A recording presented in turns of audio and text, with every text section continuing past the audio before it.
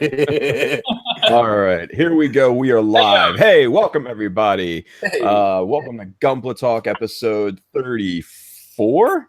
I am Tim, the one and only Shadow Mecha, just one of your amazing co-hosts, and we are going to be talking paint today with our absolutely special guest, Mr. Scott Taylor from SMS Scale Modeling Supplies for those of you playing at home. So we're going to go around the room. We're going to introduce ourselves. We're going to talk a little bit about what each of us are working on. We're going to take it to the news, and then we're going to get into the conversation. We're going to talk about paint. We're going to talk about SMS and the history of that. So without any further ado, let's take it on down under to our good friend Josh Dara. Josh, go ahead and introduce yourself to everyone. Hey everybody, I'm Josh Dara. I am one of the Australians on the show tonight, and I entered and won GBWC in 2015, and I've been building Gunpla for about 6 years, and I have Gundam drawings as well, and I post work in progress photos and things like that, and like chatting to people, so say hi on the social medias, and that's it. Excellent. Thank you, sir, for being on with us. Let's take it over. Justin, go ahead and introduce yourself. Hey guys, it's me, Justin again. Not really a whole lot to say. I just post a lot on social media, and that's about it. We've got your face today. This is great. Yeah, I bought a new webcam. Yeah, man, look at that clarity. I know, it looks good, right? We can see the beard with much more brilliance. I can switch over to the shitty one if you want. No. Leave this one because the beard is just sexy. Anyway, I like brush in your ear like that's where you just keep your brushes all the time. That's how much of an artist you are. Just all the time. That right? is what I do. Yeah. Nice. All right, let's take it across the pond. Let's go over to our good friend, Mr. Simon. Simon, introduce yourself, sir. Hello, I am Simon, otherwise known as Gundam UK, and I am a mecha enthusiast. That's Hi. it? Hi. Fair enough. All right. Thank you for being on, Simon. Let's take it back over across the world to South Korea. Zach, go ahead and introduce yourself. It's me. I'm Zach in South Korea. Japan. Hi, Zach. It's amazing how many people think that I live in Japan. I get a lot of messages a lot of times. Yep. Wait. You don't live in Japan? Since when? Damn. Yeah, I know. It's crazy, right? It seems like it was just yesterday. It was. Nice. Nope. I'm here. Damn. Well, for all those girls playing at home, they're going to be disappointed. All right. So anyway, hey, let's introduce our absolutely special guest today, Mr. Scott Taylor of SMS. Scott, introduce yourself to the interwebs. Hi everyone, I'm Scott. Ghost of Zeon to most people, but I'm also the man behind the Scale Model Supply, or SMS paints in Australia. Awesome. And we are going to be talking a lot about SMS here momentarily. But first, we want to do a little bit of round robin and tell what each of us is quickly working on. And like I said earlier, we're going to then take it into news because we got some news here within the past couple of days. So we're going to learn all about that here momentarily. But in terms of what each of us are working on, I'll go first. Not much right now. I'm just kind of getting things rolling behind the scenes for other things. So a couple new projects in the works, but you'll hear about that later. It's not important. Anyway, so that's what I'm working on. Josh, what are you working on, buddy? Whoa, Tim. Oh, wait. What? Pull yourself short there. What about your bear guy? Petite guy. Oh, the bear. You know what? I totally forgot about that. Yeah. I finished Bear Guy. I finished it. Not my best work, but it's done. Yeah. So it's a little crossbone bear guy. If you guys haven't seen it, check out www.shadowmecha.com, Instagram, Facebook, all that fun stuff. You'll see the pictures. Just Google it. It's worth a Google. So yeah, it's finished. It's cool. I like it. It's cute. Yep. It was fun doing it. You know, it was a pain in the ass. I didn't enjoy this one. Yeah, and I think that's part of the reason why I'm not really happy with the outcome. I just wasn't having fun with this one. It seemed laborious. And whenever you get into that type of frame of mind, it just doesn't go well. And I think that's exactly what happened. So Man, It is that's what the it is. crazy thing, because like I'm working on little high grade Gapfly here, and Yeah. you go in mode in like kind of swells of inspiration and kind of giddiness, and I'm like, yeah, I'm gonna do a Gapfly, and I looked up some other customs, and I saw one that a Japanese builder did, and I'm like, yes, this is cool, and then I'm working on it, and I'm like, wait, am I really liking this? And you push through a little bit, and you're like, yeah, I am. So I was wondering what it would be like doing a build like you just said, and kind of finding it laborious kind of the whole way through, and what that would feel like. And it probably would feel really surreal, especially when you finished it and you're like, there it is, but Yeah. anyway. Well, and see, the thing is like I've been so preoccupied with other things. It's Yeah. like this one kind of got pushed to the side a little bit, and I felt I needed to finish it because I needed to finish it.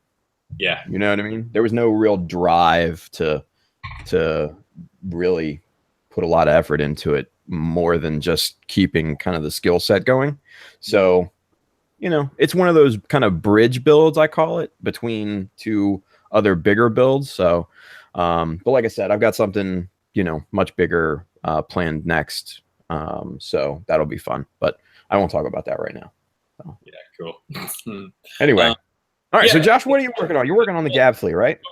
Gapfly, that's the original dude here, and this is my dude, all in primer. So you probably won't be able to see very well, but I've just done a bunch of detailing on the front skirts here, and some extra vents, of course, just always adding more vents like I like to do.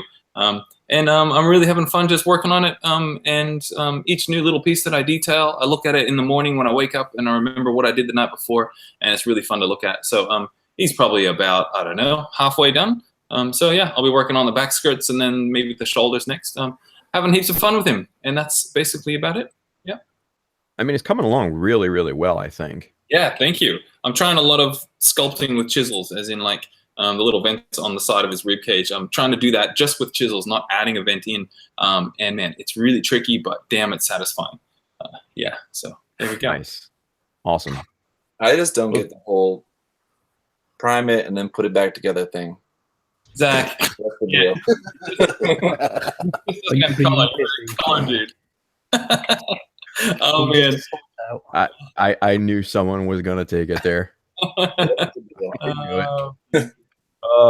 Inside joke, guys. Just don't worry about it. Just don't worry about it. Anyway, thank you, Josh. It looks amazing. We can't wait to see the finished piece. So very cool, very cool. So let's take it back to Justin. Justin, what are you working on currently? I am currently working on Mortarion. I decided I'm going to start playing Warhammer. So Wait a minute. That's not a robot. I got this too. How dare you? Oh, there we go. That's better. I finished shaping the knees and sanding those down this morning. Backs of the legs are done. Look at that The thing. leg thing is pretty much ready to roll. I just need to build vents for the knees. And then, as you can see, I've sort of started working on the skirts a little bit.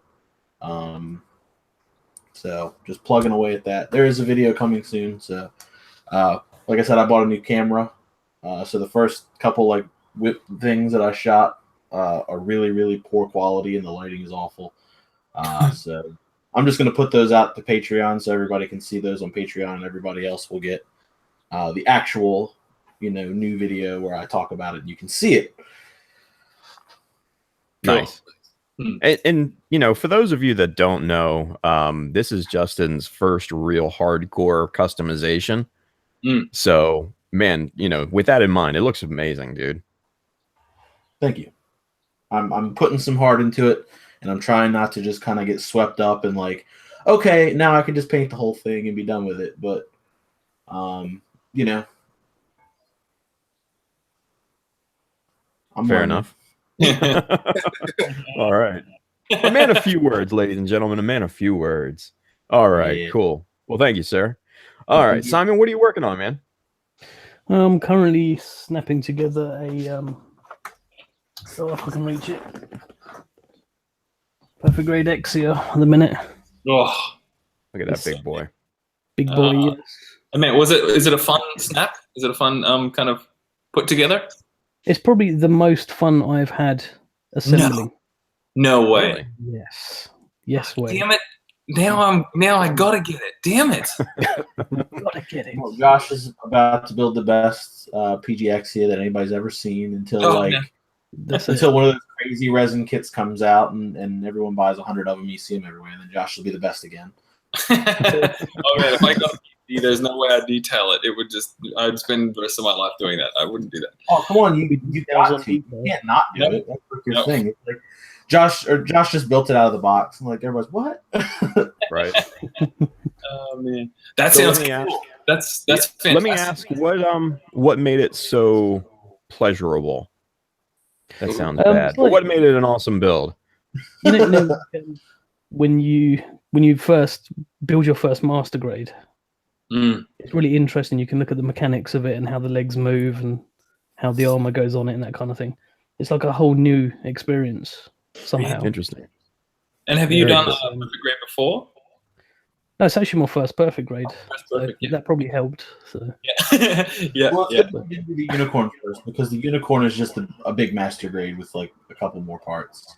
I thought that might be the case. Yeah. I built the master grade and I built the perfect grade right after, and I was like, these are the same. Really? Pretty much, yeah. I haven't got a perfect grade before because I feel like the master grade, the 1/100, is the scale that I kind of like for that kind of magic of a big robot kind of trickery. But I've always wanted a perfect grade just for the build experience, almost just put it together and then go cool and then just throw it away. Man, I might have to get one, but not. Nice. Yeah, Nice. that's All right. all I'm working on at the minute. Very cool. Well, thank you, Simon. Appreciate it. And Zach, it looks like you're working on something as we speak. What do you got there, man? I am. Well, just before we started, what I was working on, the main thing I'm working on right now is really need to get finished a few commissions. So one of them is the mega size unicorn. You can see. Well, you can't really see. It's a bunch of parts. So it's about 1/3 primed, and then maybe tonight, maybe after the show, depending on how I feel, I might finish up priming the rest of that. And then just painting it, nothing really too much. There's a fair amount of seams though on it, and it's just a very big kit, being a mega size. So it takes a while to paint it, but nothing too crazy. I'm doing a little bit different color scheme for it. Maybe I can show you. I don't have the file on here, but anyway, that, and then just the other thing that I just kind of been working on here on the side is this this GK kit here. There's some legs. It looks like this. There you go. That's all. That's different. Okay. Yeah. I ordered one from a site, pre-ordered it, and it was just kind of taking forever. And then I saw it come up on a different site that was like not pre-order. It was just available right away. So I thought, oh, okay, just buy that one. And then I went to cancel my original pre-order, and they're like, oh, actually, it's in production now, so you can't cancel it anymore. So now I have two. Oh man. So I like the kid though, so it's okay. I have two of them, but anyway, so just how many parts is it? Not many. I mean, it's like 1, 2, 3, 4, 5, 6, 7, 8, 9, 10, 11, 12, 13. Okay. Are you gluing it, or is that magnets or rods or something? These parts I'm just putting all together. I'm just fixing all permanently with the epoxy putty because it's all skin tone except for a little bit of like bra, I guess that is there, and then just the shorts. So that's an easy enough mask. But the other parts, like the shirt, will just be one part, and the arms will be one part, and the face here. It's all really blown out. There you go. Okay. But yeah, that's just a side thing. And then other stuff I think you guys have all pretty much seen. Other works in progress. They're all over the place. Cool. Yeah. Oh, there's the Zoids. I don't know if you guys can't see it. There's the Liger Zero Jaeger. I got there too, which I'll have to be building up and reviewing this coming week. Nothing painting or anything, but just a review of a Zoids kit coming up. I know people like that. Have you snapped the Zoid? Yeah, the Liger Zero Schneider. Oh, okay. Yeah. Are they fun? Very fun. Yeah. It's a really complicated Kotobukiya kit, so that means that there are some kind of finicky parts. So definitely need to glue a few things, like on the final build. But other than that, super nicely detailed. The Jaeger and the Schneider, I mean, pretty much very similar except for the outer armor parts. So I'm sure I'll enjoy it. Oh, nice. Well, very cool. Well, thank you, sir. Appreciate it. Yeah. All right, let's take it over to our special guest, Scott. What are you working on here, man? Oh, wait, what? I just wanted to also Sorry. mention before. Yesterday, my mail giveaway wrapped up, so I have all the mail here, and maybe in the next couple of days, I'll have a video announcing the winners of that and going through all that mail. For the giveaway. Very Yeah. cool. All That's right. all. Yeah. Awesome. All right, so take two. Scott, what are you working on, man? Not a lot. I don't get much time anymore because I'm too busy making paint, obviously. But I've been doing a few little bits and pieces here and there. So I've been doing a lot of the Maschinen and Krieger stuff. So 1/35th scale, the tiny stuff. Still chipping away at some dinosaurs. So I've got a few new dinosaurs that I've done. I haven't put up on my page or anything yet because they're actually for a super secret project. Nice. Yeah, that's about it. The rest of it's just been like little test pieces just for the testing the paints and things, but nothing majors. Gotcha. So, Gotcha. yeah. Are you missing some of your... not working- Sorry, go ahead, Josh. Are you missing not working on anything major, or are you kind of liking just doing? Yeah, no, I get a bit. I really want to sit down and actually just build something for once, but I'm too busy working. Yeah, But it's damn it. I got about an hour in tonight before we come on here. I sat down and did a little bit here just to fill in time, so it's been good tonight. But usually I'm out bottling paint, so I'll get a bit anxious because I'll just. And yeah, wow. Yeah, the challenges of having your own paint company, Yeah. Oh man. But, So we're gonna get yeah. into all of that here momentarily, but first we're gonna talk about a little bit of news because man, we got some news here just recently. So we're gonna take it over to our friend Zach to let us start talking about that. Oh, Zach's going to give us a narration, is he? He's going to give us a dissertation on the current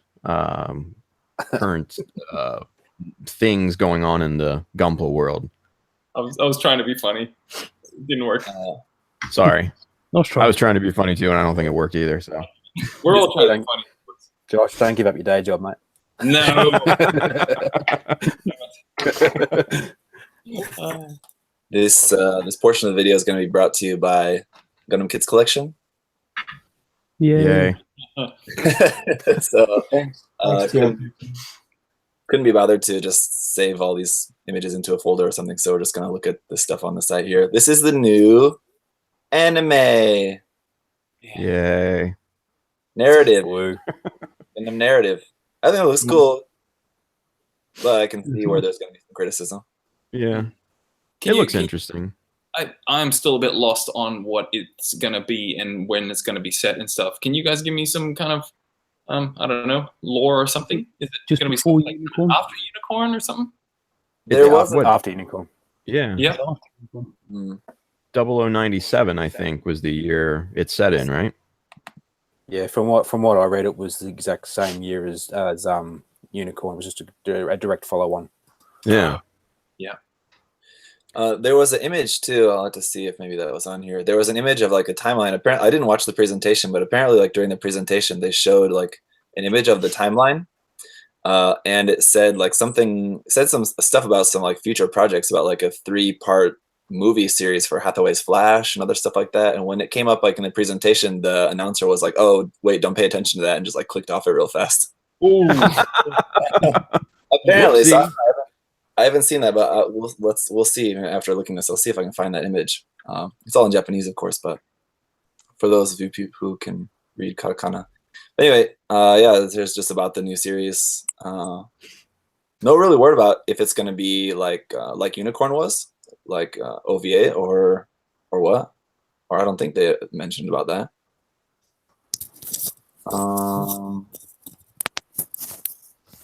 Yeah, I don't know. Maybe that's not said yet, but it's starting. Oh, it says it's going to be in November. It's in theaters in November, so I guess yeah, probably OVA.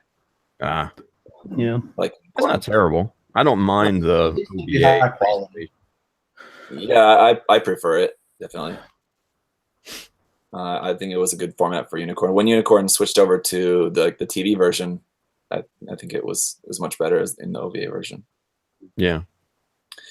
Cool artwork though for the poster. I have to say, I'm The name is kind of stupid, but whatever. It's just the name. Yeah, it's a bit of a mystery. Mm. The Gundam, though, you can definitely see that it's like a sort of mix between the new Gundam, and so there's like some unicorn elements in there as well. Yeah. It's like what's that? What's that? Savior. It's like a Savior version of the new Gundam. Yeah. Mm. Yeah, I mean, from just the rumblings that I've seen online, evidently, I guess this was like a test bed for the new or something like that. I don't really understand it too much. I mean, obviously, it's lacking in a lot of armor and all that, but then it's got this massive like mobile armor thing that it like latches into. It's weird. I don't. Yeah, see, there it is in the background. The kits are in a separate post here, but so we'll see that. There's the Phoenix, which basically has the addition of pigtails at the back. Yeah, tails. Oh my gosh. Now with 100% more cute. I'm not feeling that at all. I mean, if it's cool in the anime, I might like appreciate it in model kit form a little bit more, but for the time being, it looks pretty dumb. Yeah, I can't wait to see all the customs that come out of it. Yeah. And the Stranger Stein, which is interesting changes to that. This will be cool seeing it animated. Oh man. Yeah. Yes. Well, it has sleeves. Yeah, it's got the sleeve markings. The rifle's a little bit different. It's kind of like a mix of the Shinanju and the Shinanju Stein's original rifle. Oh, it is too. That's pretty cool. Now, question for the group.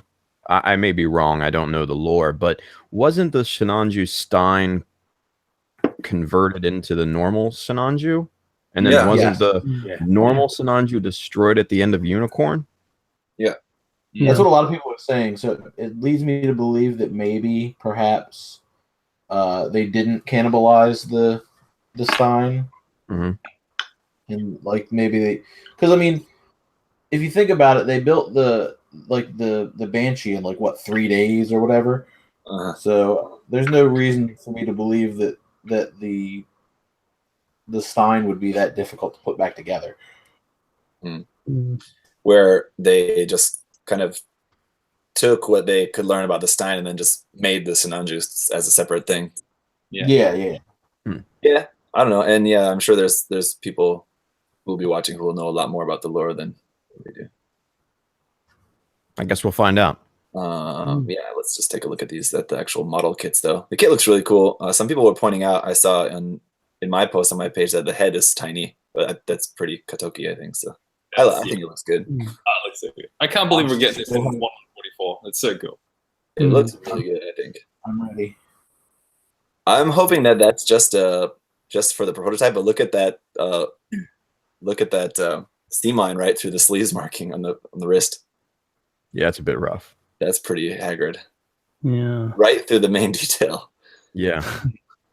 Hopefully that's just for the prototype, but I don't know. This prototype looks like, like pretty finished thing. Looks cool though. Yeah. That'll be a nice HG. One thing that I haven't heard a lot of is people complaining like, oh, why isn't an RG? Why didn't they use the RG Shinanju to make a RG Shinanju Stein? Give it time. I'm sure it'll happen. Yeah, it's probably on the cards. Well, I remember when the RG Shinanju first came out and people were like, oh, when's the Stein going to come out? The Stein's going to be P Bandai. But like, they wouldn't be able to use like any of the armor. They maybe be able to use like some of the sides of the legs and the calves, and I think everything else is pretty much like 2 pieces of the exterior armor they might be able to reuse. But I don't know. We are seeing like totally new kits coming out as P Bandai kits these days, so it's not completely a crazy idea. But here's the mobile armor version of that. I gotta admit, the mobile armor looks kind of cool. Yeah, it does look nice. It definitely looks like something that you would imagine as like something useful as mobile armor. Yeah. It's just thrusters and guns. Yeah. Yep. You gotta go fast. And that's Gundam logic, just thrusters and a gun. That's all you need. Pure logic. I think you could take that to the courthouse, Josh. That's it. Yeah. Nice. These triangle bits on there look pretty interesting. There's some very interesting aspects of it, though, for sure. Yeah. It's a shame that we never got the mobile armor outfitting for the Tristan. In the anime, it was pretty cool. Mm. And yeah. come back to the other kids, but of course the big announcement, the real grade Sasbi. Now, one quick question for you guys: is it just me, or does the head look a bit big? I think it looks perfect. You do? Okay.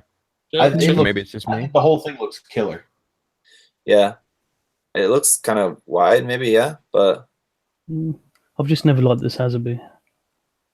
See, I've never really been a fan either, but I think this is probably my favorite rendition. Okay. It's got like the right amount of bulk and like a lot of really nice smooth surfaces. Stick in all the right areas. Definitely.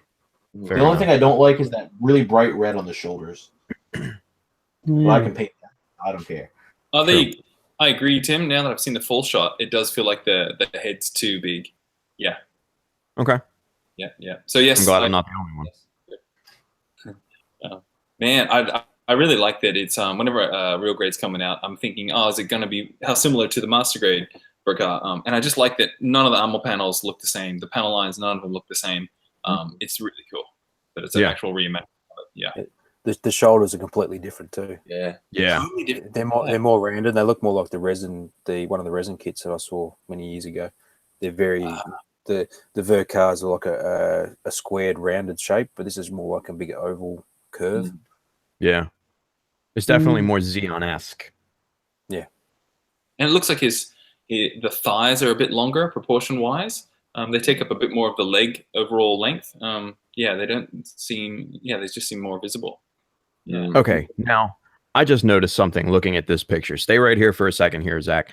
Okay, so look at the chest size compared to the waist size, like the front skirts and the overall, girth of the waist.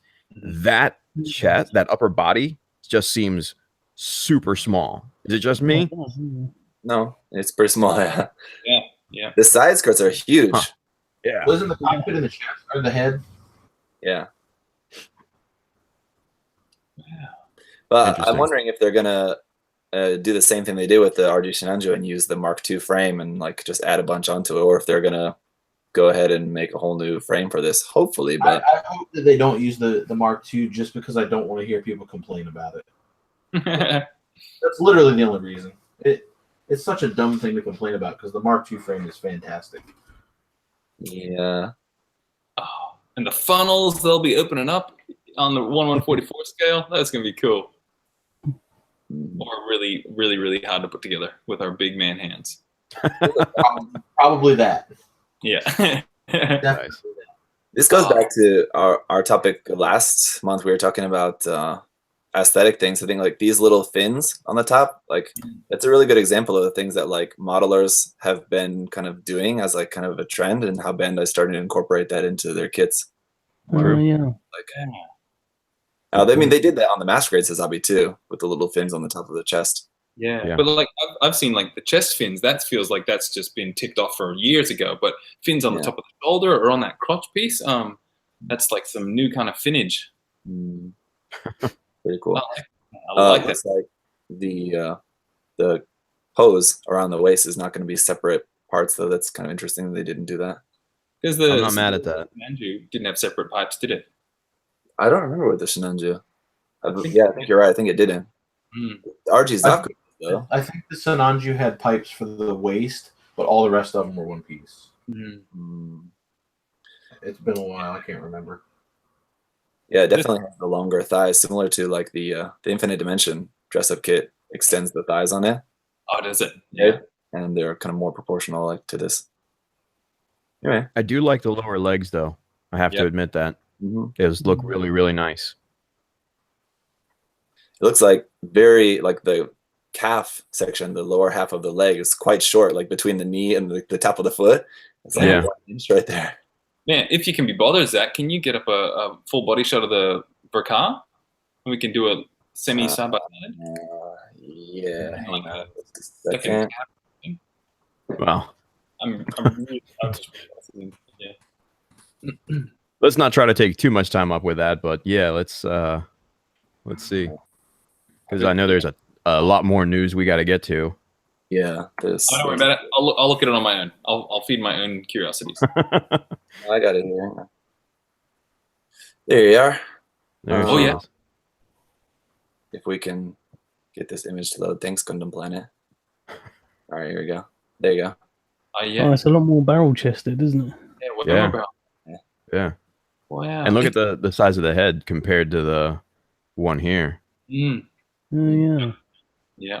The head on the real grade is about as wide as the upper chest. Man, this real grade is so different. Yeah. Very different, yeah. Okay. I don't mind it though. Yep. Cool. Is the Metal Build Ale Strike? Anyone care about that? I care about it. But I'm gonna wait until some third party makes the kit. Yeah, well, we'll talk about it at that point then. All right. That's all I'm gonna say about it. This is not the timeline image that I was looking for, but here's another timeline image kind of talking about Gunpla UC release schedule. Yeah. Gone with that F91. There's the Jagan, and so this must some mystery thing with something coming out in what's the 10th month? October. Okay, thank you. Yeah, I've been living abroad for too long. Well, maybe that would be the next RE kit, because it's 1, 2, 3, 4 months after the RE Ignagina. Or it's right before Christmas. It could be the next Verka. Oh. I mean, there's 2 question marks on that image there.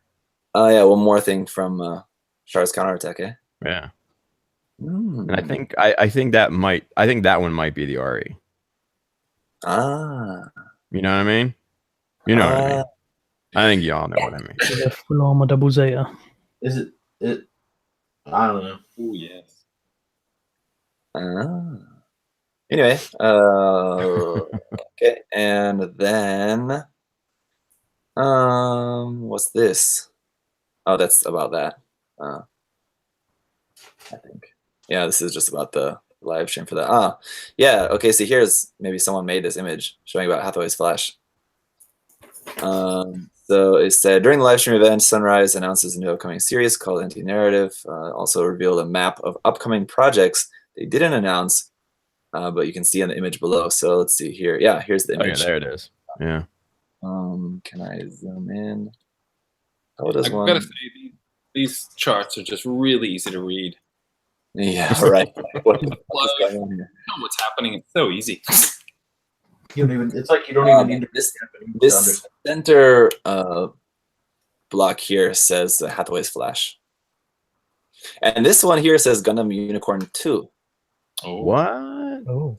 And here's denoting the year, UC year. 103 is Hathaway's Flash. 104 would be UC 2. Huh. Now, do you think this was truly like a mistake that they did, or do you think this was planned and choreographed? An on-purpose mistake. You gotta wonder, right?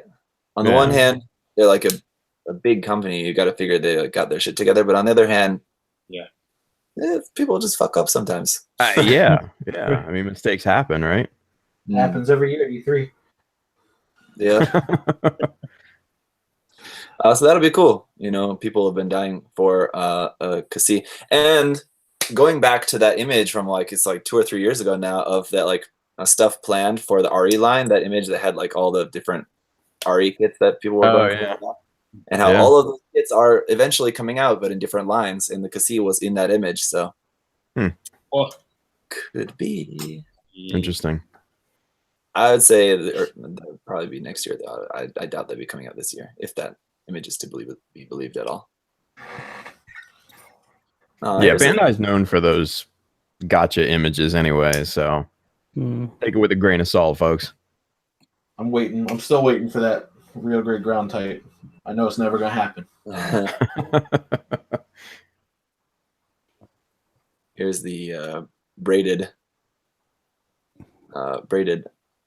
Phoenix. Yeah. I can see that they're each. It's like in sections of 3. So there's a joint 3, a joint 3, and then the little tail part. It makes you wonder what purpose they serve. Sometimes it's just to be pretty. Aerodynamic. The accessory. Yeah. It's a pretty girl. But yeah, interesting that like there's no other changes around to the mobile suit. And it's gold molded, and now we can get new versions of that in master grade, perfect grade, real grade. I can't wait for the final awakening purple frame version. Yeah, right. Clear gloss injection edition. Or maybe it'll be like the Nobel in Berserker mode, and the braids unbraid, and there's like all this extra. Yeah. Then it's 10 braids. Yeah. Yeah. That's interesting. Josh is on the next level. I'm not there yet. Nice. Yeah, see this thing I think it looks kind of cool. Yeah. Yeah. I have to admit I'm a fan of this one. I can dig it. Yeah. Wait a minute. I've got an update coming in. Oh wait. Oh. I saw I got a message on my phone here from Ricardo, and I thought it's probably Ricardo. He's probably watching and sending me something that we were referring to, but it's just the image we were just looking at, the timeline image. Oh. Thank you, Ricardo. It's always very helpful in my live streams. True. Very, very. So there's that, and then I think just the last kind of thing here is this thing. You don't really care. Yes. Bring it. Oh yes. Big deal. The thing that we've deserved for so long. Right. My only criticism of this is the molded in shocks on the front of the ankle. Yeah. That's my only criticism. Everything else I dig. What? It could do with some front skirts as well. Yeah, but that's just not in the design naturally. Yeah, that's like another version of the Jagan.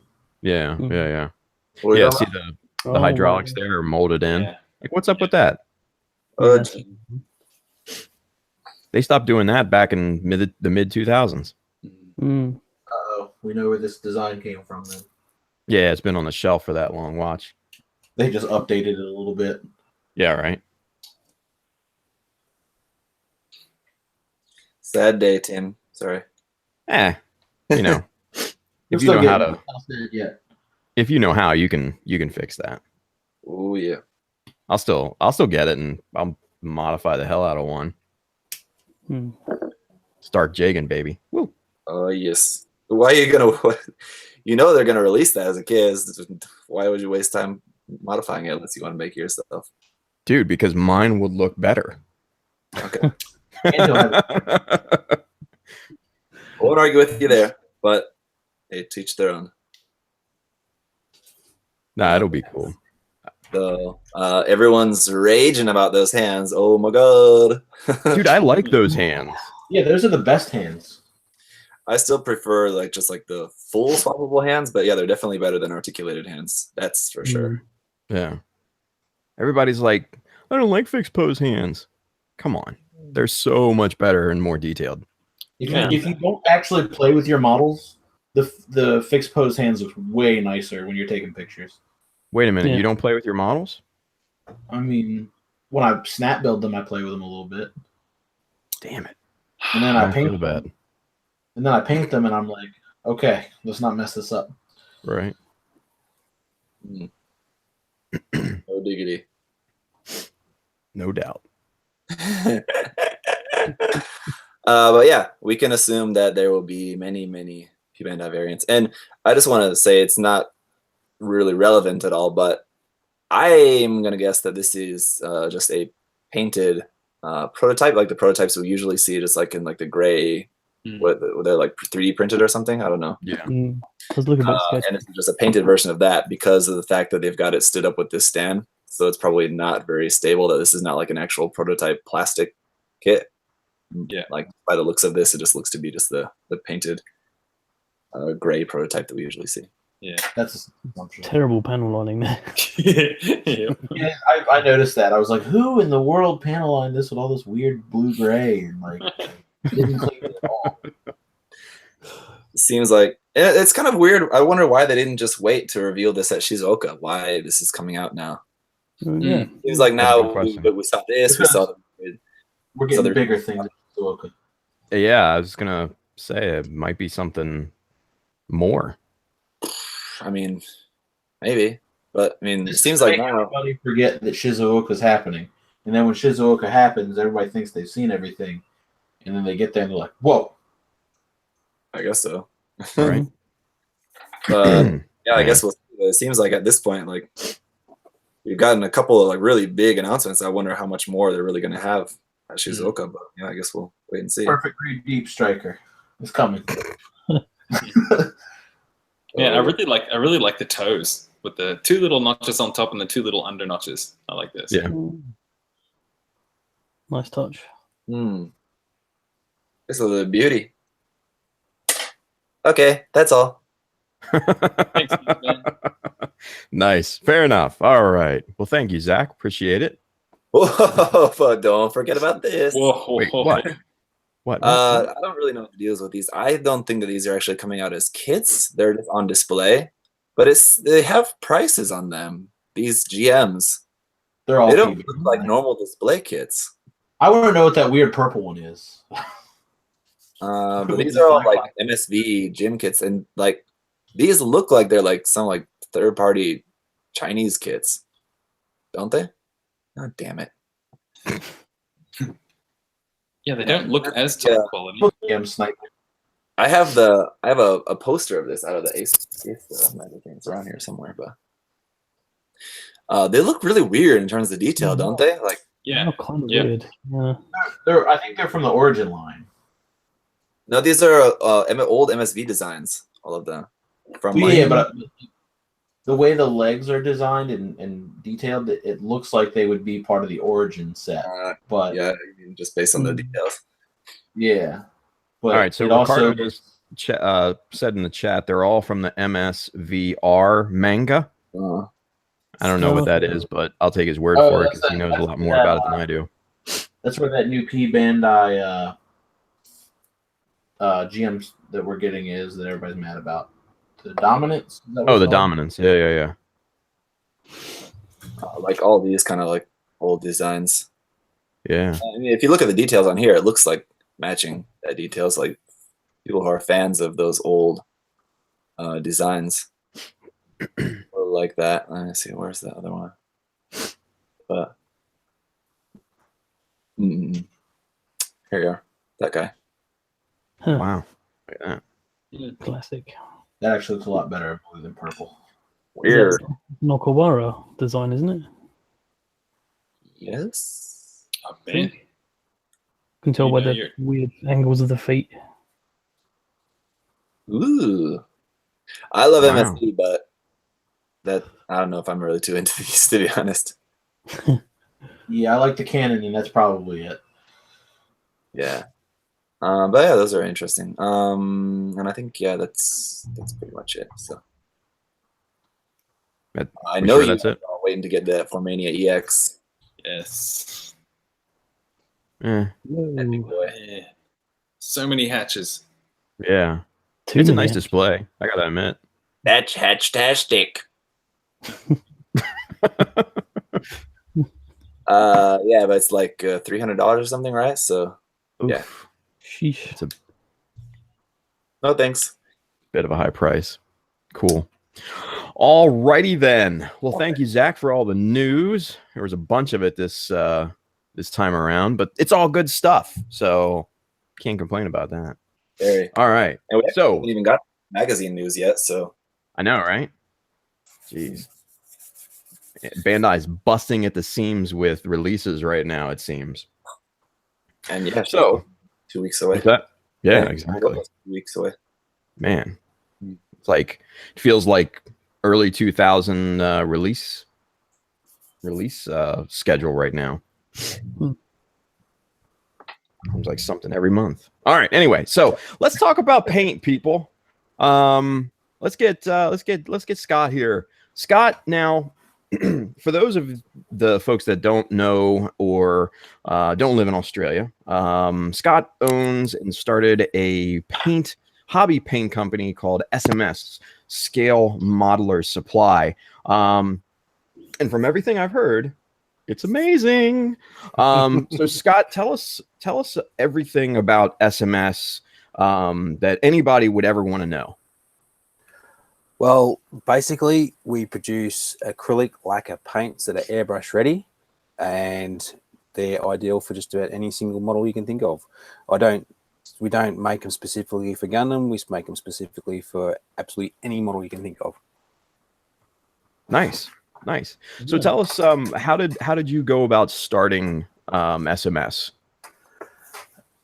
At the start, it was a matter of trying to work out, it's more a personal thing for myself, trying to find a new path in my life. So a new business, new job, new source of income sort of thing. I love the hobby. I like being a part of the community. I want to give back to the community at the same time as being a manufacturer. So one of the issues we have in Australia, which a lot of places might find it as well, is trying to import a lacquer paint is quite difficult. Mm-hmm. Like the UK, obviously, Simon, you'd find it'd be difficult to get a hold of Mr. Colour and those sort of colours over there. Yeah, for example. definitely. Yeah, because they're a flammable paint, they do have issues with import laws and things like that. So there's a huge demand, especially not just in Gunpla modelers and stuff, but in auto modelers, aircraft modelers. They like the lacquers as well. Some military guys do. Military is a bit of a mix between water-based acrylics and the lacquers. So I wanted to make something that was available locally to Australians. So I went out of my way. I found a few places locally that I could buy just a few samples just to test to see if it was actually a viable and plausible product. And I did a few tests on a few scrap Gundam kits, and it worked perfectly fine. So searched around, found a manufacturing partner that was happy to work with us and supply us with the raw materials, and it all went from there. Nice. So, honestly, in my opinion, anyways, SMS is like one of those great kind of homegrown brands that's really just kind of a success story. And I said it, kind of pre-show, but it's kind of a company that's almost of the people and for the people. So I mean, our tagline is for the modeler by the modeler.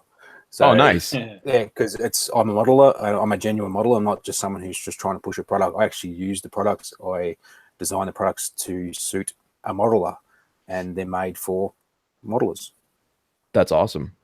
So, and also, I think we should probably mention this is that, for those of you that don't know Scott by obviously his true name, Ghost of Zeon has kind of been around for a while, right? I mean, years, really. I mean, I remember looking at a ton of your tutorials and stuff like that, and they've been very, very helpful to a ton of people.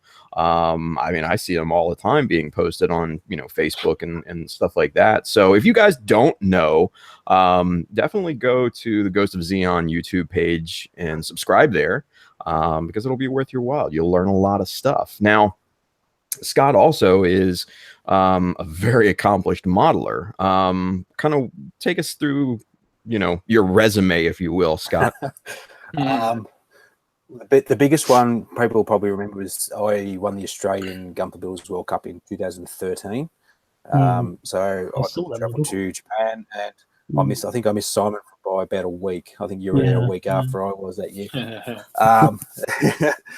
That's one of the largest accomplishments I've been to. We've got the Australian Model Expo, which is held every June in Melbourne. I've been going to that for the last 12 odd years now. Many trophies there. various little shows around Australia, different little modelling shows, not just Gundam, but like IPMS style shows, so modelling in general. And lots of trophies from that. Awesome. So let's kind of go back to SMS here for a moment, and like being a member of the Gundam Builders Australia Facebook group. I see your posts every now and then of going to different hobby shops and stuff like that. Now, how many hobby shops in Australia is SMS being carried right now? It seems like a lot. Approximately, they vary in stock levels, but major stockists we've got what have we got? 3, 4 now in Melbourne, major stockists. 2 in Sydney, 2 in Perth, and then smaller stockists in Brisbane and Melbourne and Adelaide. So we've got quite a few around the country, and a few online only stores as well. So all up, there's roughly about 20 off the top of my head. Right. And has that number jumped up recently? Because I remember it wasn't up in Brisbane. Like, you've had a big explosion like that, hey? Yeah, last 6 months or so, we put on probably about 7 or 8. Man, mostly in Melbourne, but we do have the 2 in Brisbane now. That's so good. That fantastic. Yeah. How does that feel? Does that just feel surreal, or what does it feel like? Oh, it's a relief. Yeah. Stressful. I know that we're getting more stockists around, and it's quite good knowing that the product is well received, and more stockists are coming on board. So it means more people can get access to the product. So it's quite rewarding in that sense. Yeah. Well, and also too, I mean, you see it in the groups, people posting, their finished models, and then you see, hey, I used SMS this color, SMS that color. So I mean, that must feel pretty cool too to see your paints being used in finished pieces. It feels good, especially like when close friends and that use it in our groups in Gunpla Builders Australia and stuff. That's a real good feeling, but it's also it's a much greater feeling when it's someone else that you don't know who just comes out of the blue, and you find the post just by random in accident, and someone's gone, I use this paint, and they've got no idea that the person who made that paint is actually in that group and see it. And just that anonymity that, like, I've seen someone else and they're not doing it out of this fact that they know me. They're doing it out of the fact that it's a quality product. And that means a lot more. Man. Yeah, that means a lot more in the way I feel about it when someone who I don't know completely just picks it up and uses it and say how great it is. Yeah. That's awesome. That's the best compliment you can get. Exactly, yeah. Yeah. And just the proof that you're doing a good job in your goal to make a good product. Yes, exactly right, Yeah. Yeah, I mean, it's almost, I mean, obviously I don't have a company like that or anything, but the best thing I can kind of, I guess, compare it to is almost seeing like a kid grow up. Like, it's like your own, and you see it develop and grow. It must be so rewarding at that point. Yeah. Do you want to share with people, like, basically the process of how you actually bottle it together and what you're doing? Just, is it like in your garage or in a shed or something? It's in a secret location. Secret location. Gotcha. People close to you know where it's done. It's a secret location. I call it SMS HQ. Yes, nice. I actually personally bottle it myself. So every single bottle, if someone buys it, I actually did it myself. I think that's so damn cool.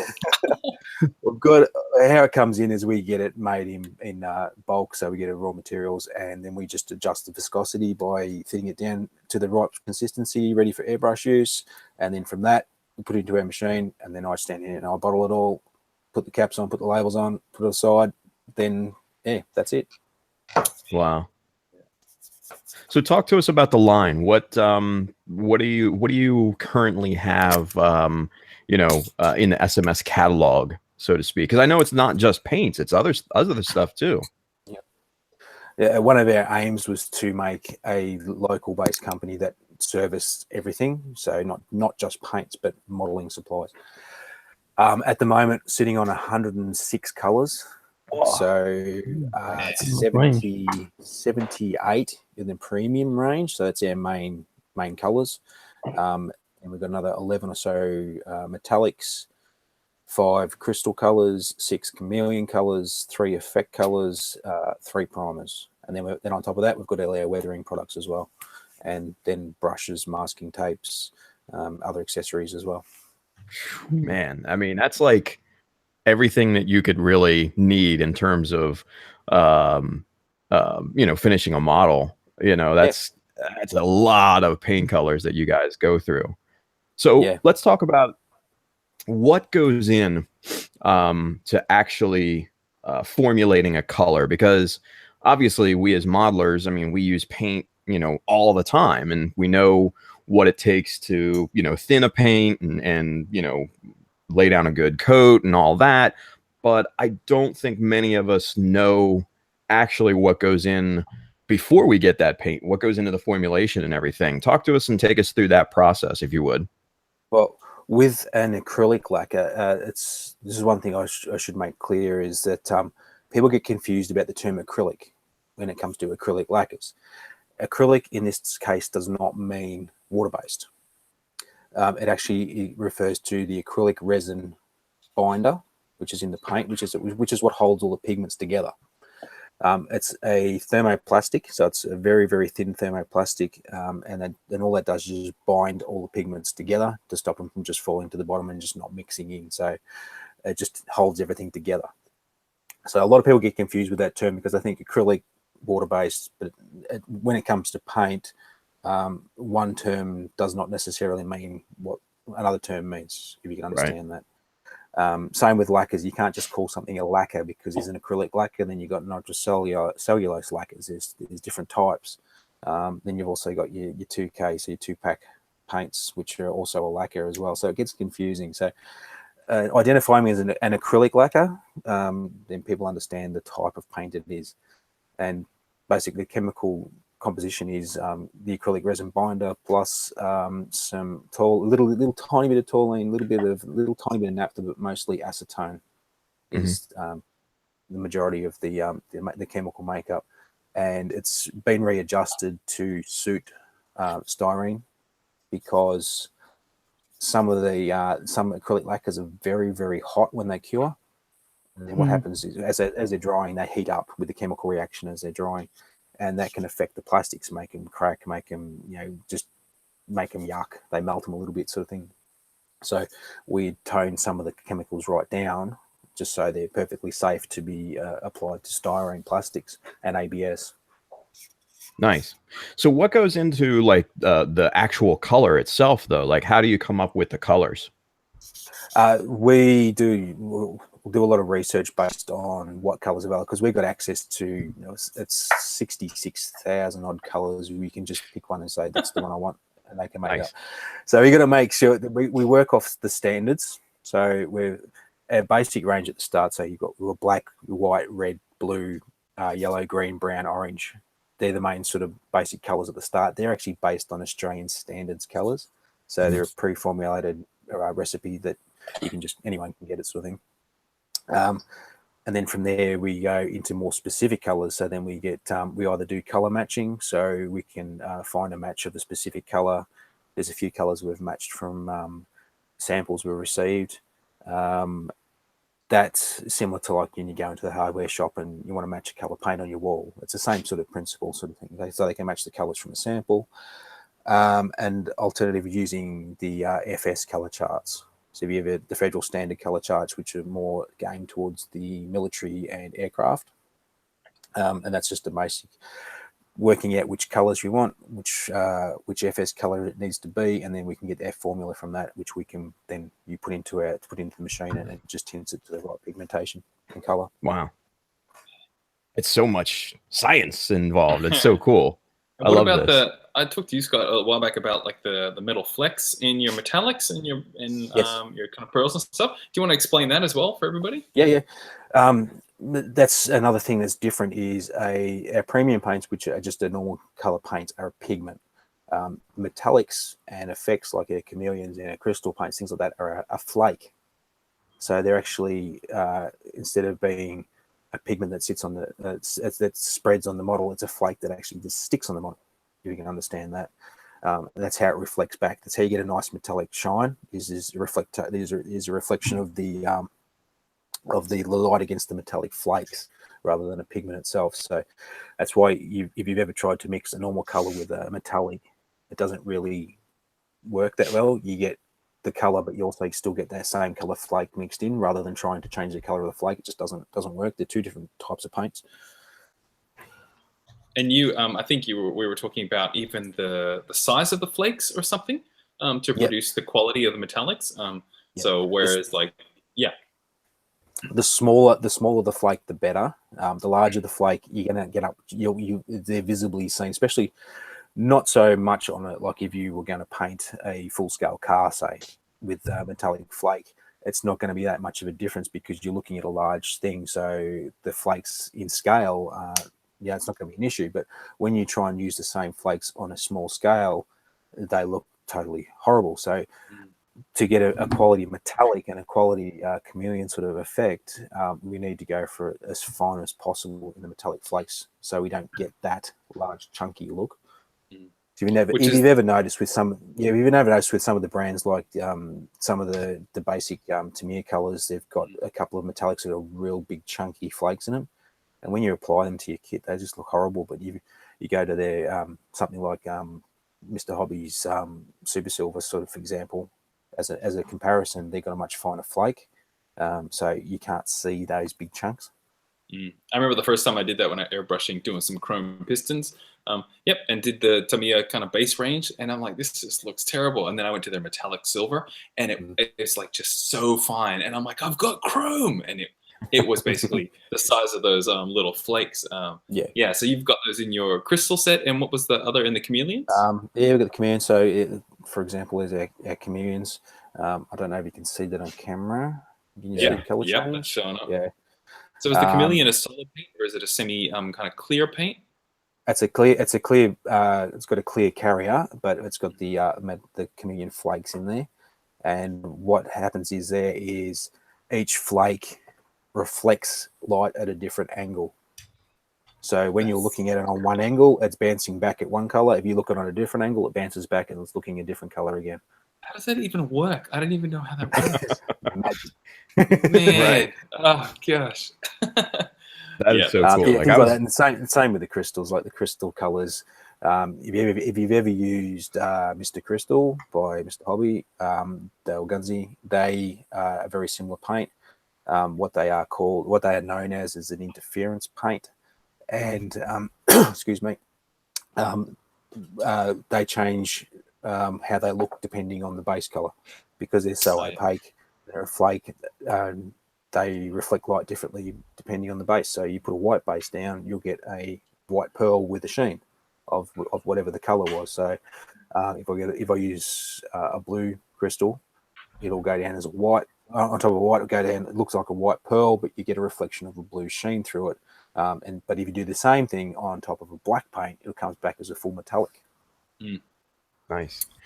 Now, the chat is kind of going crazy here, and the number one question is, hey, do you ship to X country?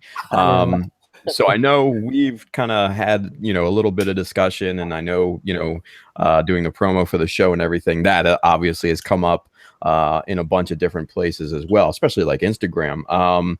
So talk to us a little bit about what are the possibilities of people outside of Australia getting SMS? It's possible. We got limitations on our website. I've done a little bit of tweaking on the website to try and open it up a little bit to the US and the UK at the moment. I have successfully shipped stuff overseas. Everything's going to go by surface. That's the only problem because of the nature of the paint. So it does take a little bit longer to get to people overseas, but it is entirely possible. I've successfully sent stuff to the US a few times. I actually sent some a few weeks ago over to Matt Morozek. He's got a few samples he's testing out. Oh, nice. Cool. Excuse me again.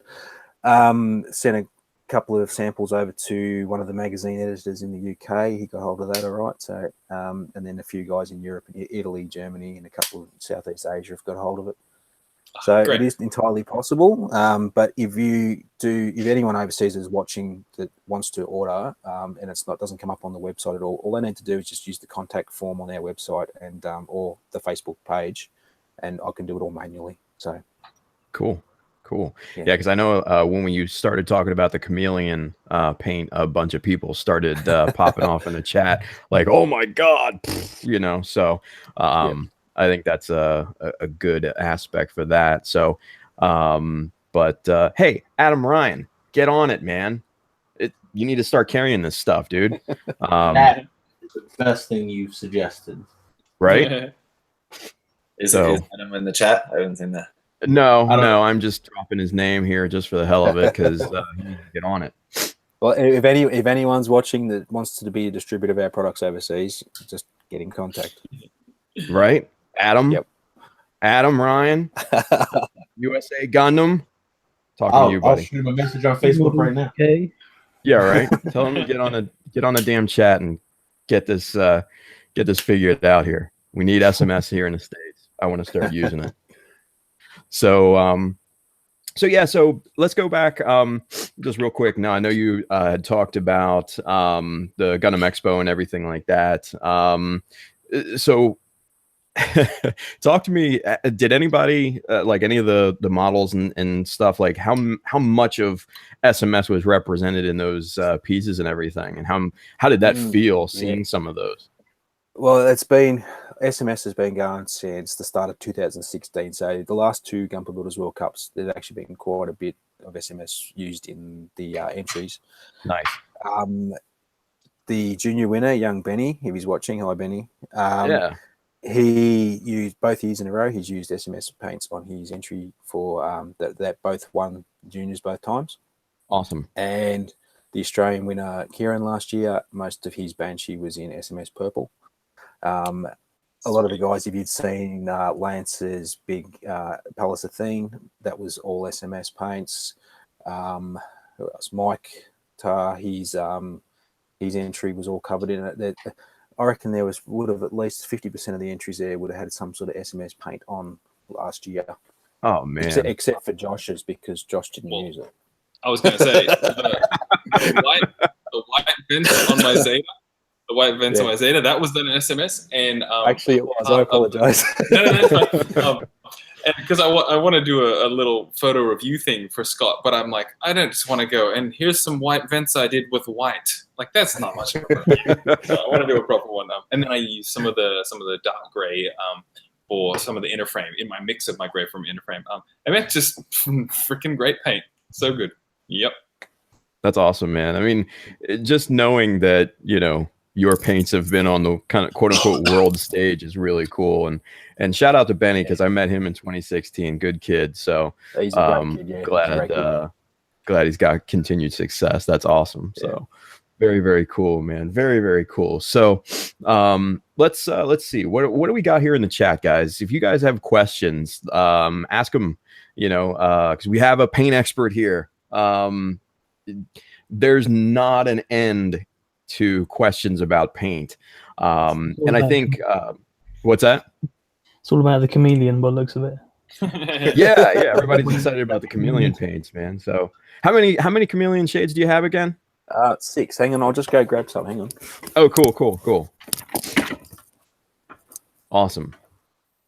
And so, guys, for those of you at home that don't know what a chameleon shade is, it's color shifting paint. It looks really, really cool. Especially like, on cars and stuff like that. If you've ever seen those like trick cars pimped out and stuff like that. But we'll see what these. Sure.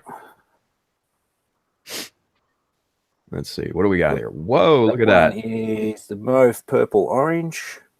That's cool. That's a very popular one. Blue, green, yellow. Oh, nice. So it's a goldy color, but it's got a blue-green tone to it, depending on how you look at it. This is the white, purple, green. Ooh, which is an I odd one. I love these color combos. White, I could purple, see green. that one coming in handy.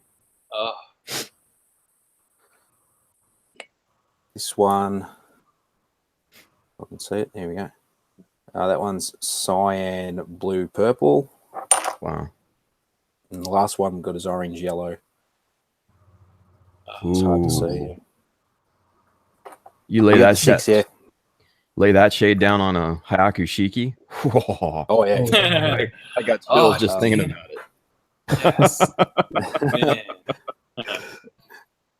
But Man, so yeah, cool.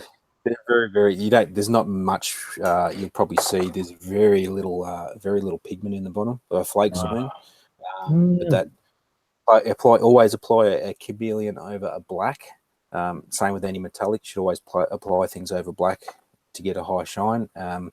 And you don't need much to get a really good effect. Nice. That's awesome. So real quick now, the big thing, and we touched on it a little bit earlier, the biggest confusion that I see, and this is like universal across the board, is the generalization of paints. And you had mentioned the lacquers, being, completely different formulations depending on what they are. Acrylics, quote unquote, only being water based or alcohol based. So if you could, let's kind of circle back to that, because I know there's just a ton of confusion. Because I see it all the time when someone says, what are good acrylics, and somebody says, oh, Mr. Color, and then somebody else says Mr. Color's not acrylic, it's lacquer. So there's a ton of confusion there. Take us back and kind of give us the rundown on the separate paints, if you will, to educate, for those out there watching that have no idea or just getting into paint. Yeah. What are some of the differences? Well, basically, you can break it into 3 separate types of paint. So acrylic water-based. So I'll remove the term acrylic. So water-based, oil-based, and solvent-based. So water-based is almost always acrylic. Specific paints like Vallejo, Games Workshop, those sort of paints are technically a water-based paint. Then we move into your oil-based paint, which covers your enamels. So your little Tamiya enamels in the square jar. That also covers weathering washes and things like that, because they're usually 9 times out of 10 they are oil-based. Sometimes they are water-based, but usually not oil-based. And then the third type is the solvent-based, which the acrylic lacquers fall under, and also the alcohol-based acrylics, which we call sort of a hybrid paint. Is like the Tamiya acrylics and Mr. Hobby acrylics, because they can be thinned with water, alcohol, so isopropyl, or they can actually be thinned with lacquer thinners. So they're sort of a mixed hybrid between the water-based and the solvent-based. Gotcha. Yeah, because there's so much confusion out there, so it's good to have an expert on to explain, the differences and everything. So, and what would be like the benefits of, say, like a water-based or an oil-based or a solvent-based? Like, because I know, good question. Solvent-based, I think, dries so fast and then it's really hard when it's done. Is that correct, or what's the kind of comparisons? When you're using a solvent-based, so an acrylic lacquer, like SMS paints, or like Mr. Color paints, or even the Tamiya spray cans, they're lacquers as well. The benefits of them are they do dry very quickly. You can handle them like without leaving fingerprints within 5 minutes, sort of thing, time frame. It's so good. But you still need to be careful, because they don't fully harden and cure properly. And this is another point we need to make, is they never fully cure. They harden up to a point where you can handle them and not chip them and scratch them. It usually takes full day or so. But if you apply too much solvent back to the paints, they actually reactivate. So they actually turn back into paint. So instead of a dried paint. So that's sort of thing you need to be cautious of if you're doing a candy coat, for example. You do your black base and you do your metallic silver, or whichever metallic you're going to go with. If you apply too much of a clear color over the top again, the silver reactivates with the solvents that are in that clear color, and actually they all marble together. And how much time span is in that? Is that indefinite? Like if you do it a month later and you apply too much? Whoa. Yeah.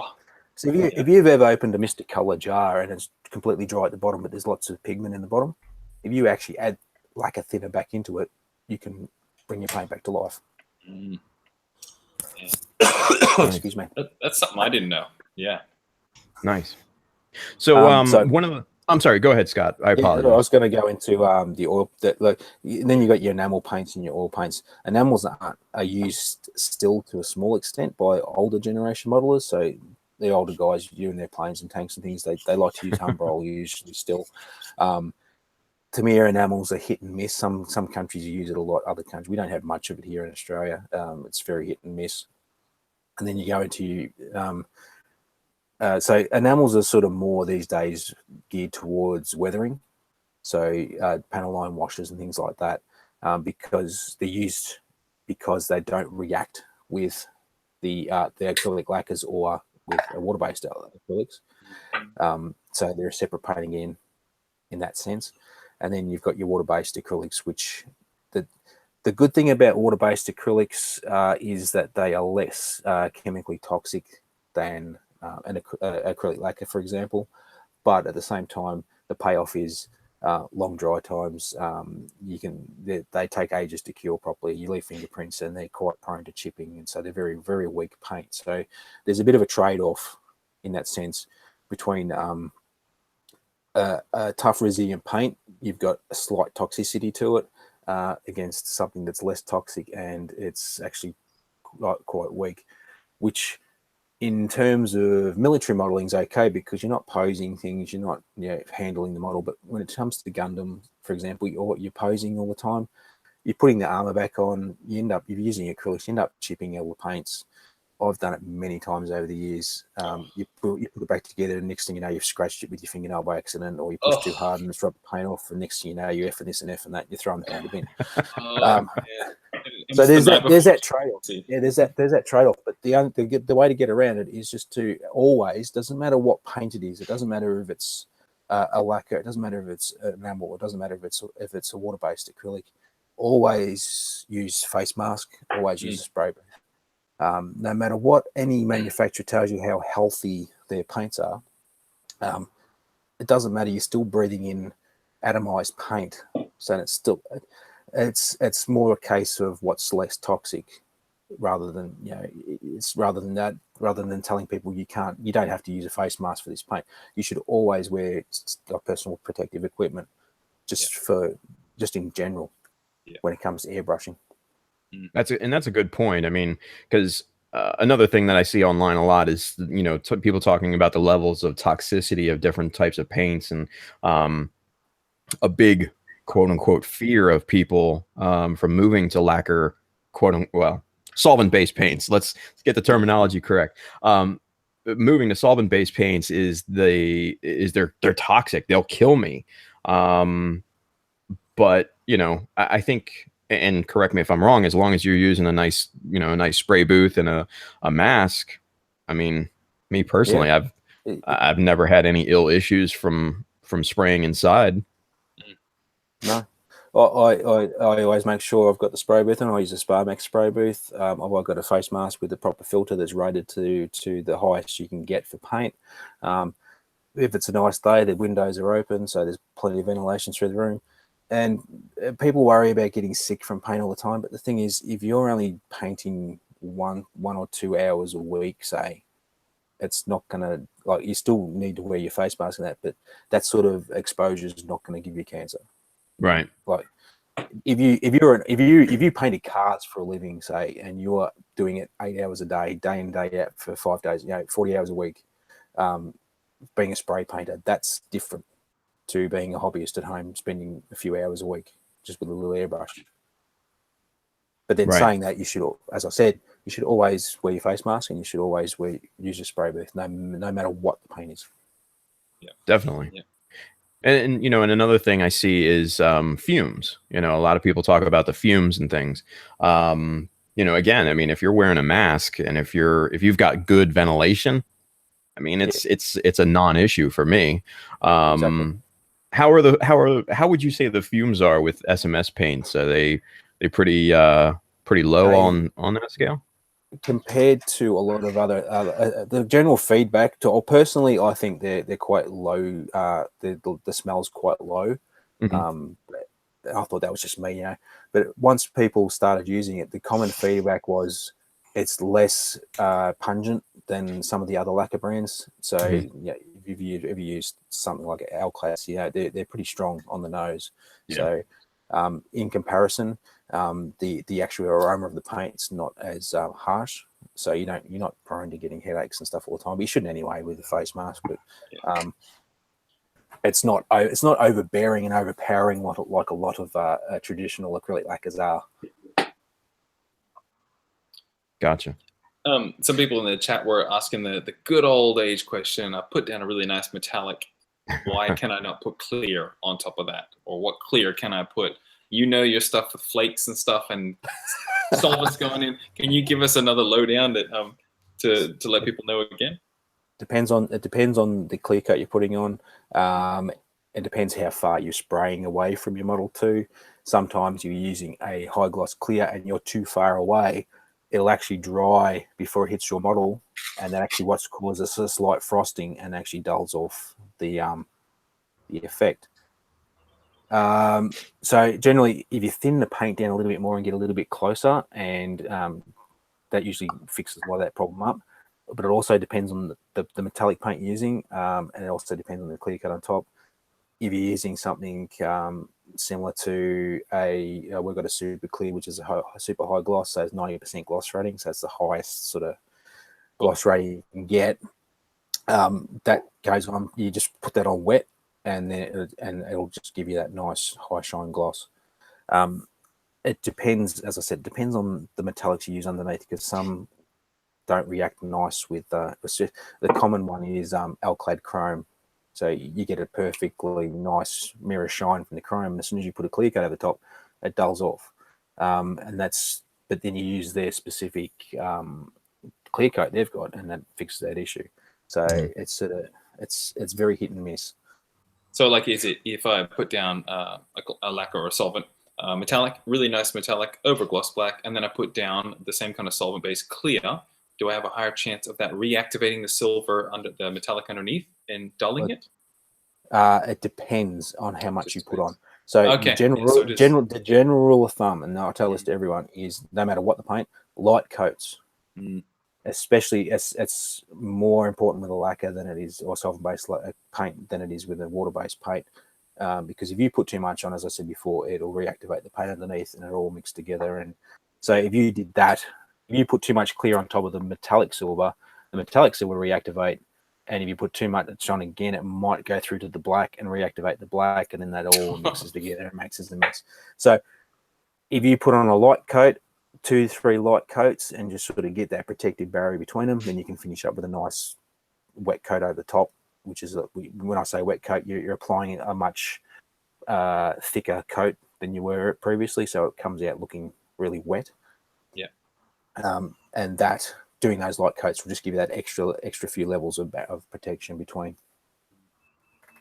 Yeah, I remember the first time I did that with Alclad, got perfect chrome, and then I'm like, man, I'll protect this. Here we go, and it just goes, and it makes you so sad. Oh my gosh. Yeah, I've done that many times. But also, if you're doing candy coats, doing candy coats is actually a good way to protect your Alclad chrome as well, because the clear color that goes over the top, if you're using an acrylic like Tamiya or Mr. Hobby clear color over the top of an Alclad metallic, it doesn't seem to discolor much.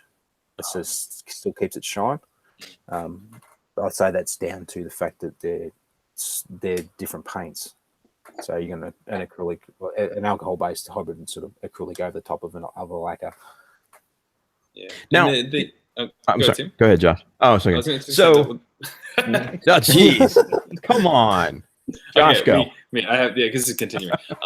And I remember I used Aqua Gloss. I think it was kind of branded, which is that more like a water-based clear. As far as I know, it is. I haven't actually used it personally, but as far as I know, being called Aqua, I assume it is water-based. So it came out. It's almost like when there we go. So it's like milky kind of. Yeah, and you time actually. So And I think it's a bit thicker, so it's not as easy to airbrush. You might have to thin it down a bit. Simon, is that right? They do. Yeah. Yeah, just a little bit. Yeah. Sorry, that's an idea. Yeah. So, Scott, describe to us. Well, I should preface this. Let's talk about application, because that's a big one, obviously, for people. Describe for us and walk us through your perfect application of primer from primer to paint and clear at that point. Describe that for the people in that process. Yeah, it's exactly the same as you would with any other paint. A lot of people get it confused. They think, oh, it's a new type of paint. I'm gonna have to paint it a different way. I'm gonna have to learn all these new skills. 9 times out of 10, you don't. It's all the same sort of skill set all the way along. So you build your model, you build your whatever you're building. So whatever Gunpla you're building, or you're building a car or a tank, whatever you're building, you've got it ready to paint. You can either use your rattle cans to prime it, so you can use Mr. Surface with your rattle can if you want, any of that sort of stuff, or you can we've got our own primer, you can airbrush it on. Then you can go from there, you do your final checks and fix your floors, things like that. Then you get all that primed again, just keep repeating until you get it perfect, and then you go back over the top with your next color. So it's the exact same as any other paint. So if you've airbrushed before, you don't have to change anything. It's the only difference is you're using a different type of paint, but the procedures and steps are still the same.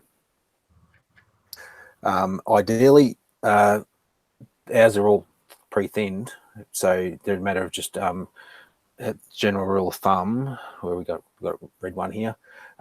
Make sure your lid's on. You tip them upside down, and you shake upside down. This only sort of works with the thinner paint. So even if the pre-thinned acrylics, that still works the same. But if you've got your jars, so it's like your Mr. Color jars, you want to stir them rather than shake them.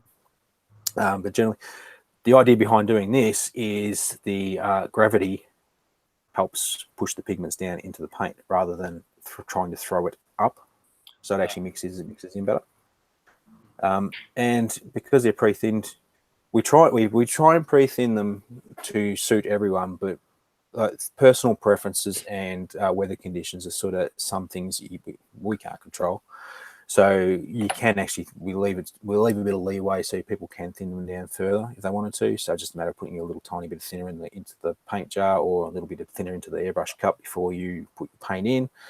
If you do that, you just got to bubble the paint back and mix it into the airbrush. I generally use a 0.3 needle size Sparmax SB35, which is or 0.35, or a Max 3, which is a 0.3. That's a general all-round perfect size for airbrushing. PSI sitting on about 15, give or take 1 or 2, sort of thing. And that's just a general rule of thumb that works perfectly every time for me. And where we are, we're in Victoria, in Australia, so we're down the southeast corner, so we're pretty cold in winter, but we're stinking hot in summer, sort of thing. So, depending where you are in the world, if it's very dry and humid, the paint's going to end up drying coming out of your airbrush. So that's when you add a little bit more thinner. So, same again, yeah. Personal preferences and the weather sort of affects the application of the paint, but not by much. Mm-hmm. So generally, it's just a matter of just pouring it in the airbrush and spraying away. Gotcha. Do you have any humidity danger zones that you work with? Good question. We don't down here. We might get 1 or 2 weeks a year that it's very, very humid. You little buggers! Damn it! You're up in the tropics, Josh. So you're always dealing with it. I bought a hygrometer, which is, if anybody doesn't know, it just tells you the humidity, and I have it sitting next to my spray booth. And I'd be out there and I'm checking it, and I'm like, 85%, 90%, and then it drops down to 62, and I'm like, yes, and I'm just spraying. Oh man, the beauty about the solvent-based paints is humidity. Humidity doesn't do a lot to them like a water-based paint does, because obviously water in the air gets into the paint, water-based paint, and it affects the paint that way. Solvent-based paint's a bit more forgiving in that sense. So, yeah. If anybody hasn't had troubles with it, like say you want to do a metallic base and you want to get a nice gloss black, as your base, and you spraying your gloss black and your lacquer solvent, and it looks really good. And then you come back 15 minutes later, and this side is all glossy, and then over here is a little bit matte and blotchy, and you don't know what it is. So you just do some gloss black again, and the same thing again. It's all blotchy, and it makes your metallics turn out crap. And I think it's just the humidity. Is it the water particles landing with the paint as they land? Is that what it is? Yep. Yeah. Okay. Because, so if you're because it's a solvent-based paint, it doesn't mix with water. Yeah. So if you've ever used an airbrush and you get the water, you haven't used water traps before, so sometimes you use a water trap at the compressor end, you don't use one at the airbrush end. What can sometimes happen is hot air will come out of your compressor into the cold hose and condense in the hose, and then sometimes I had this issue for quite a while until I put a water trap at the airbrush end. And that stops that catches anything that condensates in the hose itself. Otherwise, you'd be spraying away, and the paint will be looking good, and then all of a sudden, a big blob of water comes flying out, and it just ruins the whole paint. And I was doing many years ago. I was doing a high grade unicorn, and I was trying to do a nice candy coat with it, and I was doing the black base coat. And every time I was doing it, going away, doing the black, and all of a sudden, it'd be a blotch of water come flying out and just ruin the whole piece. So I had to strip the whole thing back and start again.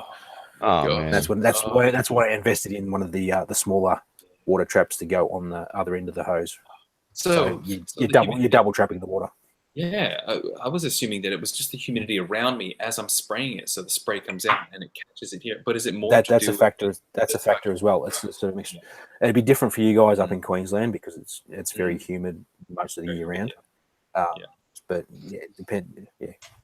So yeah, if anybody doesn't know, a water trap basically is like this little clear glass jar that the air goes through and any water gets trapped in there and it doesn't get sent up the end. There we go. Like that. One of those. Yeah.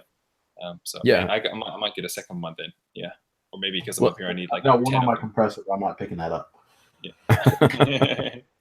Well, and that's a good best practice too, because a lot of people will spray outside, spray in their garage, spray in a shed, someplace that is definitely affected, or if you just live in a climate that's really humid. That'll like Scott and Josh have said, that'll wreak havoc. Especially in the winter when temperatures are cold. You have differences in temperature from the outside to the compressor, and it's just or hot, vice versa. It just gets crazy. So that's a really, really good best practice. To have two moisture traps. Yeah. Very good call. Very good call. I tend to not remember these things because I spray inside, like in a room in my basement where humidity is like never an issue. So it's sometimes like not humid enough. It's almost like too dry in here sometimes. So I guess I'm spoiled at that point, but that's a really big concern for a lot of people, especially people like in Southeast Asia and stuff like that. I mean, it's tough. I mean, year round almost, it's tough. So they're like waiting for like this 2-week random weather equinox where there's like less humidity and they can just do everything. Yeah, that golden moment. Yeah. Jeez. Very cool. Well, all right, so we're coming up on 20-minute mark. So let's talk about the future, Scott. What's in the future for SMS? Any new products? Any new anything else? What do we got in the works, man? Lots. I'm sure anything you can talk about. the general practice we've got is release at least 3 new colors every month until we get to a point where we've sort of covered just about everything that everyone wants. So like this month, actually, I only got 2 colors coming this month because we released 4 colors a few months ago, so we evened it out a bit. So this month, we've got foliage green and forest green. So military guys and plane guys, aircraft guys will know what those colors are. They're attributed to Australian Spitfires in World War II. Our aim is to cover as many subjects and many genres as possible. So while we got specific colors for Gundam, say generic colors and that, we want to do specific colors for the military guys, specific colors for the plane guys, specific colors for the car guys. We want to cover all bases to try and keep everyone happy because there's many companies around the world that specifically do paints for specific genres. So there's a few car guys, a few companies that do cars in the US, a few in the UK. Then you got the European guys that just mainly do military sort of colors, and there's a couple that do aircraft colors. We want to try and do an all-encompassing range, so anyone who builds any model can use it. So from there, we're expanding our colors. We'll probably throw in a few different new weathering products. So we've got a full range of washes and that at the moment, but we might expand on the pigments a little bit, the weathering pigments. We've just started glues. So our first one is extra thin cement.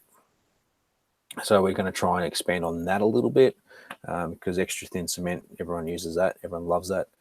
So try and work on that. We've got our brushes, so we've got pretty much all the brushes covered. We might do with some more specific stuff, and just a few more accessories and that along the way. And most importantly, we're working on some books. Yes. Nice. Oh, nice. Cool. So I'm working on one at the moment. I won't reveal what it is, but it's not Gundam. It's something else. People who know me know what I build, so they know what they'll guess what it'll be. Yeah. I'm nearly finished that, so I'm about aiming for about 100 pages in that book. So we're sitting on about 80 at the moment. So I've got one or two more projects to do just to fill that out. And then I'll release that, and then from there we'll probably expand and get a few new people in to help us with a few new specific books. So we're trying to do like sci-fi books. We're just trying to do something for the local crowd. Trying to, because one of our main aims is to put a highlight on Australia. Being an Australian company, we push like Australian colours, so we've got our special Australian camouflage colours, so AusCam. So that's specifically for Australian military, and we're going to do an Australian aircraft colours. We're trying to keep the focus on Australian builders. So that's what our book series will be eventually. Is every so often we'll release a book, and every author that's in the book will be an Australian modeler. Sweet. So things like that. So eventually we want to, as I said, we want to be the Australia's own. We are Australia's own paint range. We got we're the first full range paint range in Australia. There's little guys that do odd colours here and there, just specific little ones, but we're the first full range paint producer in Australia. And we want to try. We want to give back to. Well, if you guys have been in GBA and Gunpla Builders Australia, you know what we're like about supporting local and about supporting the community that supports us. So that's the give and take that we have. So everyone that knows me knows that how much I put into the community, and that's what I want to continue to do with SMS and in business. That's awesome. And that brings up a really good point about community, because obviously, I mean, you had a build day to day, but then you're really super involved with, like I saw you on the at the Gunpla Expo when Ryan was doing his live streams and everything. And, at all of the Hobby Co, gatherings and things like that. Sometimes, we see you there a lot. So talk to us a little bit about that. I mean, obviously, if you're not from Australia, you may not necessarily be familiar with it. Me seeing, just the pictures on the group, I mean, I can definitely tell that the Australian community is deep. So talk to us a little bit about that. How is that currently going? It's going really, really well at the moment. We started Gunpla Builders Australia for 6 or 7 years ago. It was a bit of an offshoot of a few other projects that sort of come together as one, and started off as a forum. Then gradually the forums have died these days, so everything's over in Facebook. So we moved everything to Facebook, and it's just sort of ballooned from there. So we've got multiple groups, groups across the country. We've got Gunpla Builders Australia is the main group where everyone comes, so it's like the hub. And then we've got a Perth group, we've got a Brisbane group, we've got an Adelaide group, we've got a Melbourne group, we've got a Sydney group. So we've all got different groups, and they all have build days. We all get together, we have fun, we all travel to model shows together, we all go to GBWC together to catch up. the whole point of creating Gunpla Builders Australia was to make a place where anyone of any skill level, any gender, any race, anyone at all can come and have fun, and just talk crap about models and build models and just generally just have fun with friends. That was the whole point of GBA, and it's continued on to a point now where a lot of us are like family, because we go to everything together and we're just sort of in each other's pockets all the time. So Nice. Nice. I mean, outside of Asia, I mean, you guys are the first ones to have a real Gunpla Expo at Yes, that that's point correct, too. yeah. So, I mean, that's a testament right there. Yeah, well, we had GBWC. I don't know if we had GBWC before. We had I think the first live GBWC outside of Italy, I think, was the first Western country apart from Asia. I think we were the first one before. The US had the online version, Mhm. but then I think we had our live version before the US had their live version, sort of thing. So, and then that was 2010 when it was still Bakuk. So that was how long ago it was. And then I think this is definitely the first Gunpla Expo that's been outside of Asia, which was held in Sydney last January. So it was the first Western country to actually have a proper expo. Nice. So cool. It's a great time to live in Australia, guys. Yep. That's super cool, man. Super cool. So, just real quick, Adam Ryan, man, come on, dude. Hurry up. Let's get on this. I'm more excited talking to Scott now than I was before, and I was super excited before. So we need SMS here in the States, guys. Definitely, because I will definitely give that a shot and try it out and use it if Adam Ryan gets this deal done here. Not to put any pressure on you, Adam, but anyway. So cool. If anyone wants to have a look at the, just look up www.scalemodeler with 2 L's, because that's how we spell it in Australia, .com.au. And the full range is on there, and Facebook page is facebook.com/the Scale Modelers Supply. Nice. And everything's on the Facebook. Facebook, I do a lot of updates of our build days, things like that. Demos I run through SMS, so I do demos at various build days across the country, because I've done a few in Perth, and mostly in Melbourne. And all that's promoted on our Facebook page. So if you follow that Facebook page, you can see exactly what we're up to.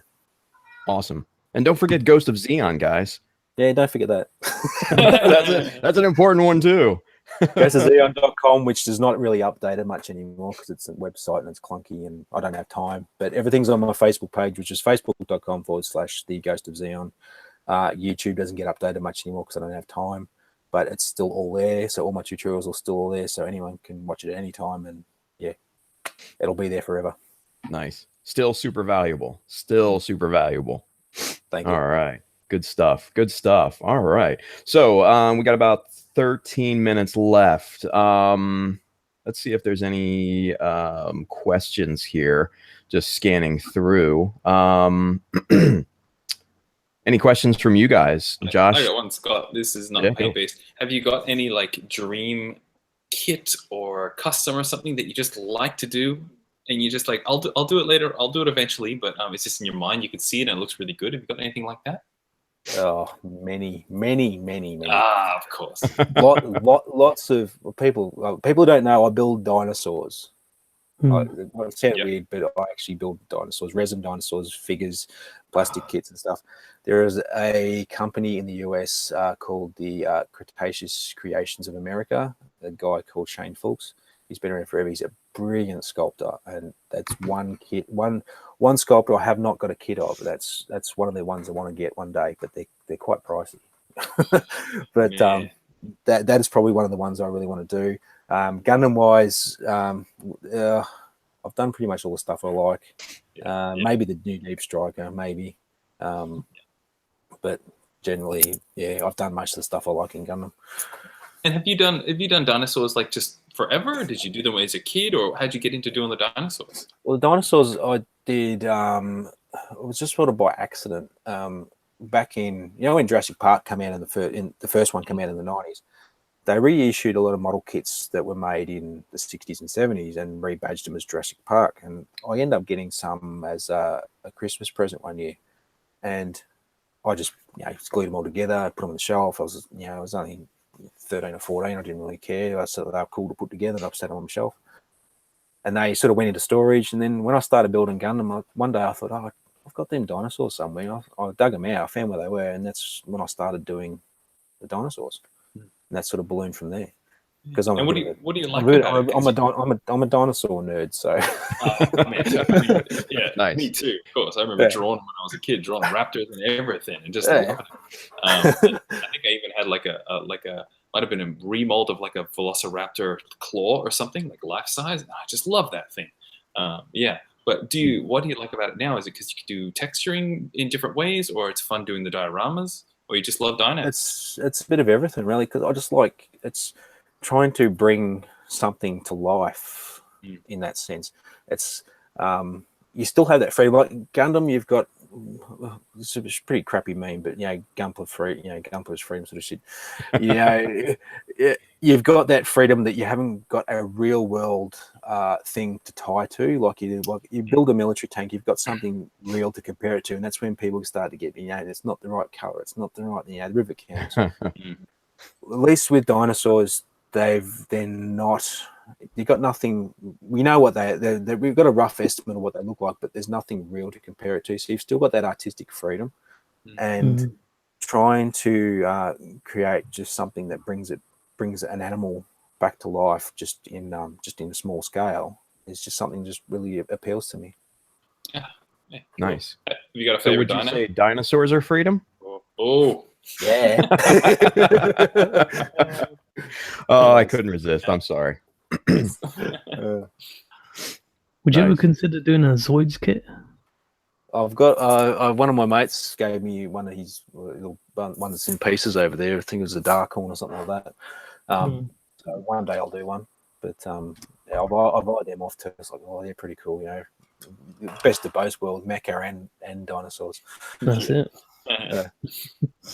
Nice. I'm glad we're not the only ones who are not fans of the Gunpla's freedom saying. That's comforting. For God's sake.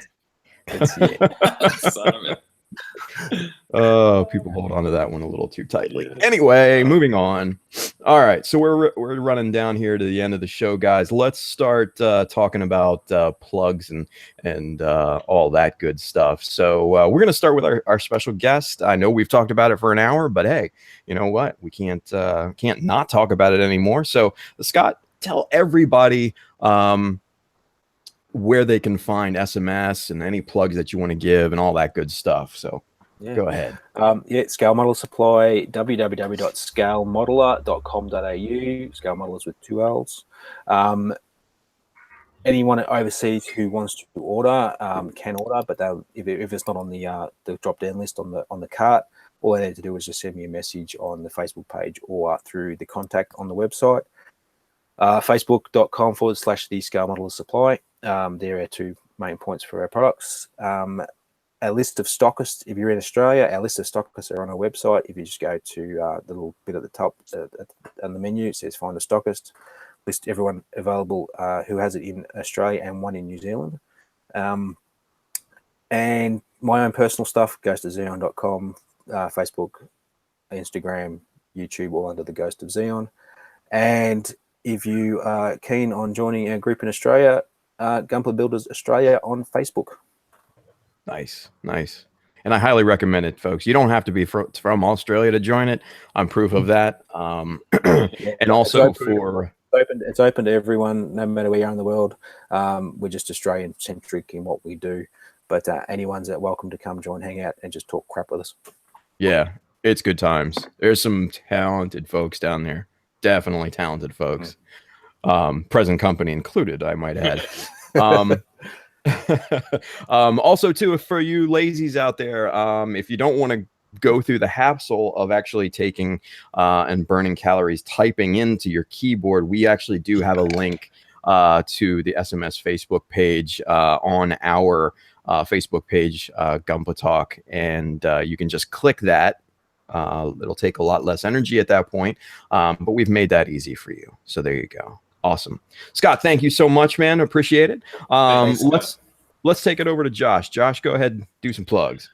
Joshua Dara on Facebook and Instagram and Twitter, and I also sell Gundam artwork on joshuadara.com, and I ship all around the world. Go check out my drawings, and I have how many pages? Like 600 or 800 page work in progress book from my Zeta that I did last year. All the steps of the modifications, chopping and gluing and everything like that, and you can get it from my website for whatever price you want, and I mean whatever price you want. So just check it out and download the PDF and say hi anytime. Awesome. Thank you, sir.